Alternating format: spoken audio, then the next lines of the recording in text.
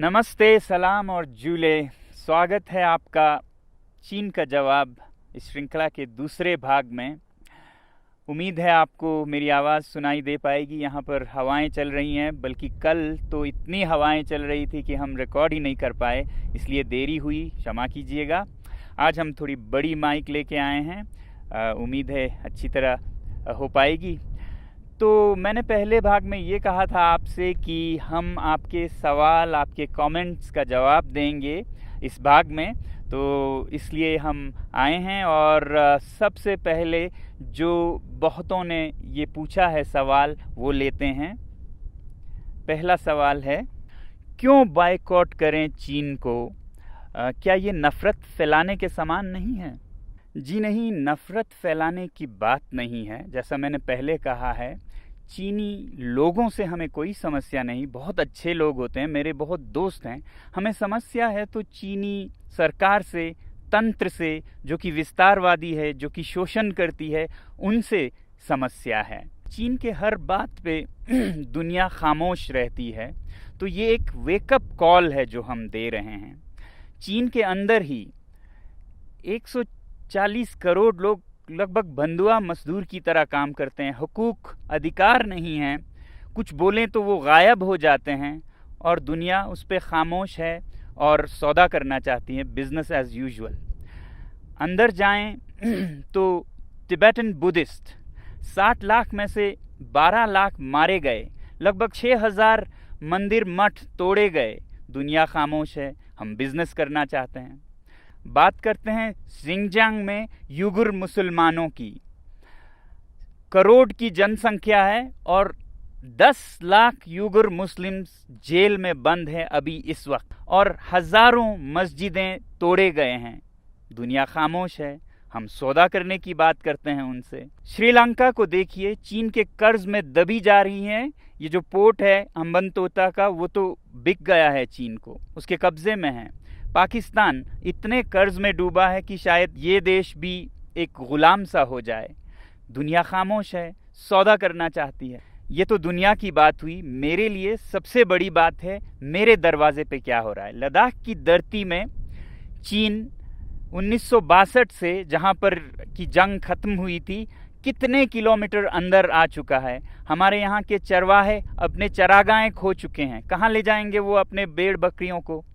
दुनिया खामोश है और हम उनको जो मनमर्जी वो करते हैं, धक्का मुक्की करने देते जा रहे हैं। तो क्या हम ये कहें उनसे कि वो बेदर्दी से सर काटे मेरा, और मैं कहूँ उनसे, हुजूर आहिस्ता आहिस्ता, जनाब आहिस्ता आहिस्ता? नहीं, अब हमें जवाब देना होगा, और जवाब हमें अपने हाथों में लेके वॉलेट पावर से देना होगा। और ये कोई गलत या बुरी बात भी नहीं है। सैंक्शंस सदा प्रयोग किए जाते हैं जब भी कोई गलत करता है, वो चाहे देश हो।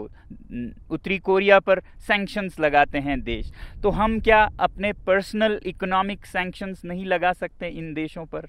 और बॉयकॉट करना कोई नई बात भी नहीं है। आपने सुना होगा स्वदेशी movement, boycott movement. Tilak ji के नेतृत्व में 1905 से शुरू हुई थी ब्रिटिश सरकार के खिलाफ बॉयकॉट का, उनके सामान का। तब हम ब्रिटिश सरकार के गुलाम हो चुके थे। अब हमें समझ आनी चाहिए कि prevention is better than cure, तो इसलिए हम अभी से करें। बल्कि मैं तो कहूँगा कि अगर हम कुछ ना करें और देखते रहें तो वो गुनाह है। जुल्म करना गुनाह है तो जुल्म सहना भी गुनाह है। आप में से बहुतों ने दूसरा सवाल पूछा है, जनता को क्यों करनी पड़ी बैन या बॉयकॉट? हमारी सरकार क्यों नहीं बैन करती चीनी सामान को? देखिए, सरकारों के बंदिशें होती हैं, प्रोटोकॉल्स होती हैं, व्यापार बहुतरफा होती हैं, तो इसलिए सरकार के लिए शुरू में मुश्किल हो सकता है। मगर अगर जनता करे, जनता की अपनी मर्जी है, चॉइस है, कस्टमर इज़ द किंग, तो कोई दुनिया की ताकत उसे पूछ नहीं सकती कि आप ये क्यों नहीं खरीद रहे हैं, वो क्यों खरीद रहे हैं। वैसे भी हम सरकार के लिए क्यों इंतज़ार करें? जब लोग कुछ करने लगे तो सरकार वैसी ही नीतियां बनाती हैं जो लोगों की, जनता की मूड होती है। अमेरिकी राष्ट्रपति कैनेडी ने कहा था, ask not what the country can do for you, ask what you can do for your country. क्या ये व्यावहारिक या संभव भी है कि हम चीन जैसे बड़े देश के सामान को बॉयकॉट कर सकें? जब कोई देश या कोई तंत्र अत्याचार करे, ज्यादती करे, वो हद से बढ़ जाए, तो मुमकिन क्यों नहीं अगर जनता में जज्बा हो। अरब स्प्रिंग में एक नहीं 5-6 तानाशाह सरकारें गिर गईं महीनों में, और वो शुरू हुआ था एक सब्जी वाले की पुकार से। तो हम क्यों नहीं कर सकते ऐसा काम जो कि हमारे दरवाजे पे इतना अत्याचार और इतनी जोर ज़बरदस्ती कर रहा है। हमारे पास और कुछ नहीं तो अपना बटुआ तो है ना। कस्टमर इज़ द किंग, जागो ग्राहक जागो। और एक सवाल है कि हम चीन में बने सामान के बिना कैसे काम चलाएं। न सिर्फ सामान बल्कि सामान के अंदर के कलपुर्जे भी चीनी होते हैं बहुत बार। और विकल्प क्या हैं? दोस्तों, हम चीनी सामान में डूबे जा रहे हैं, कुछ इस तरह की जैसे हमारे हाथ में कुछ है ही नहीं। एक शेर है जिसे मैं आपके सामने रखूंगा इस हालत को दिखाने के लिए। खरीदें कब तलक कोट पतलों पे रहन हम चीन से।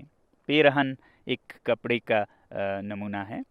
खरीदें कब तलक कोट पतलों पे रहन हम चीन से, अपनी अय्याशी की गर हालत यही कायम रही, आएंगे गुस्साल चीनी और कफन भी चीन से। गुस्साल जो मरने के बाद शरीर को धोने वाले लोग होते हैं, वो भी अब चीन से आने लगेंगे और कफन भी चीन से आने लगेंगे। बहरहाल देखिए, जिंदगी प्योर इकोनॉमिक्स नहीं होती, सब कुछ पैसे में नहीं होता, कुछ उसूल भी होते हैं, अच्छे बुरे का कुछ फ़र्क इम्तियाज़ भी होता है। और हमारे तहजीब, हमारे मज़हब हमें यही सिखाते हैं कि बुरे या गुनाह या पाप से जुड़े चीज़ों से दूर रहें।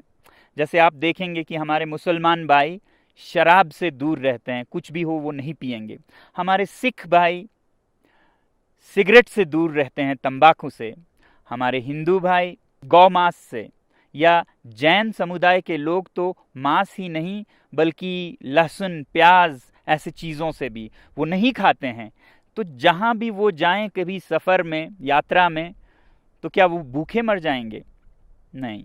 अगर दृढ़ निश्चय हो, पक्का इरादा हो, तो एक इकोसिस्टम, एक हालात बनती जाती है उस रास्ते में। जब हम बर्दाश्त करके चलते हैं तो आप देखेंगे कि ऐसे भोजनालय, रेस्टोरेंट्स निकलेंगे जो जैन फूड सर्व करेंगे। तो 1 साल 2 साल में एक नया इकोसिस्टम बन जाता है। उसी तरह अगर हम ये चीन के सामान को भी गुनाह से जुड़ी समझे, जैसा कि मैंने कहा इसके पीछे अत्याचार है, तो 1-2 साल में सारे दुनिया के देश और अपने हमारे देश में ऐसी चीज़ें बनने लगेंगी कि हमें इसका याद भी नहीं होगा कि हम ये नहीं कर पाएंगे, ऐसा सोचते थे। तो इसलिए मैं कहता हूं कि boycott made in China, software in a week, hardware in a year, और फिर हार्डवेयर में भी finished products, non essentials in a year, components, raw materials and essential products in 2 years। हम योजनाबद्ध तरीके से चल सकते हैं अगर हमारे अपने में सूझबूझ है। कोई ऐसा नहीं है कि कल या परसों ही हम सब कुछ बंद करें। हम ये कहें कि फिनिश प्रोडक्ट्स वाले अभी से हम बंद करेंगे 1 साल के भीतर, जिसमें कंपोनेंट्स जाते हैं जो हमारे भारतीय उद्योग में भी इस्तेमाल होते हैं, वो हम 1-2 साल तक चलाएंगे जब तक कि ऐसे विकल्प न बन पाएं। और जहाँ तक विकल्प या रिप्लेसमेंट्स की बात है इन चीनी सामानों का, तो एक बात ज़रूरी ये है कि हर चीज़ की हमें रिप्लेसमेंट्स ज़रूरत भी नहीं होनी चाहिए। हमारी ज़िंदगी सादा भी हो सकती है। इस लॉकडाउन में हमने देखा कि कितने कम चीज़ों से हम खुशी पा सकते हैं, और सस्ते माइंडलेस कंज्यूमरिज्म में लाए गए ये चीनी सामान जो कि हमें ज़रूरत भी नहीं है, 10 जोड़े जूते, 50 जोड़े जुराब, क्यों ज़रूरत है इनकी? क्या हम एक सादा जीवन नहीं जी सकते हैं? बदल सकते हैं ज़िंदगी के शैली को कि हम थोड़े में ही गुजारा करेंगे मगर साफ अच्छे चीज़ों को ही अपने जीवन से जोड़ेंगे। इसलिए ilivesimply.org पे जाइए और देखिए सादा जीवन कैसे जी सकते हैं, अपने पर्यावरण को, अपने पृथ्वी को, जीव जंतुओं को कैसे बचाए हुए खुशी का एक जीवन जी सकते हैं। आखिरी सवाल जो मैं ले रहा हूँ वो है, हम इसे एक राष्ट्रीय आंदोलन कैसे बना सकते हैं, नेशनल मूवमेंट। देखिए, मैंने एक छोटी सी पहल की है लद्दाख से। ये मत उम्मीद कीजिएगा कि लद्दाख से कोई एक आदमी इसको चलाएगा। इस बटुए के आंदोलन में हर नागरिक एक सिपाही है और ये उतने ही दूर तक चलेगा जितना आप इसे ले जाना चाहेंगे। तो मुझे उम्मीद है कि भारत का हर नागरिक इसे एक अवसर, अपॉर्चुनिटी बनाएगा आत्मनिर्भर भारत बनाने का। हमारे जो सेलिब्रिटीज़, इन्फ्लुएंसर्स और नेता हैं वो युवा पीढ़ी को नेतृत्व दे सकते हैं इस मामले में, और मुझे बहुत उम्मीद है कि आप लोग भी अपना रोल निभाएंगे देश प्रेम का।